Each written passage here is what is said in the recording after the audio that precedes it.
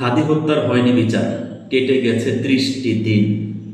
সারা দেশ প্রতিবাদে উত্তাল, কিন্তু নীরব ইন্টেরিম। জুলাইয়ের লাশ বেচাকেনা শেষ, আমরা রয়ে গেলাম পরাধীন। মনে প্রশ্ন জাগে, ক্ষমতা কি ভিন দেশে বাধা নাকি অভ্যন্তরীণ? এই দেশে জন্ম নেওয়াটাই আজ আমাদের আজন্ম আফসোস হয়ে দাঁড়িয়েছে। আমরা চাইলেই মাথা উঁচু করে গর্বের সাথে নিজেকে বাংলাদেশের একজন নাগরিক বলে দাবি করতে পারি না।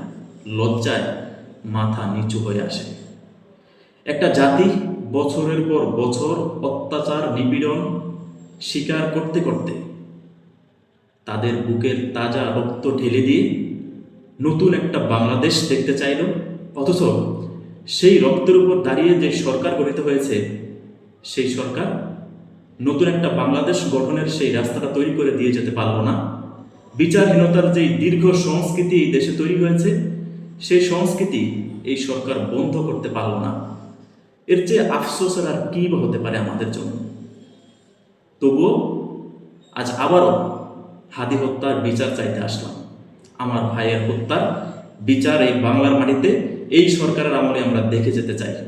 আমরা জানি বর্তমান সরকার বিচারহীনতার এই সংস্কৃতি যদি বন্ধ করতে না পারে, তাহলে অদূর ভবিষ্যতে সেটা বন্ধ হবে না। আমরা ইনসাফের যেই লড়াইটা শুরু করেছি, এই লড়াইটা আমাদের জারি রাখতে হবে। হাদি চলে গেছে, কিন্তু জেলে গেছে এক নতুন ভোরের আলো। হাদি বলে গেছে, যদি আজাদি চাও তাহলে আরও রক্ত ঢালো।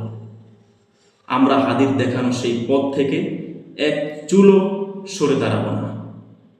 ইনসাফের যেই লড়াইটা আমরা শুরু করেছি, আজাদের যেই লড়াইটা আমরা শুরু করেছি, সেটা আমরা প্রজন্ম থেকে প্রজন্মে ছড়িয়ে দেব। আমরা দেখে যেতে না পারলেও আমাদের পরবর্তী প্রজন্ম এই দেশে ইনসাফ কায়েম করবেই করবে ইনশাআল্লাহ। ইনকিলাব জিন্দাবাদ।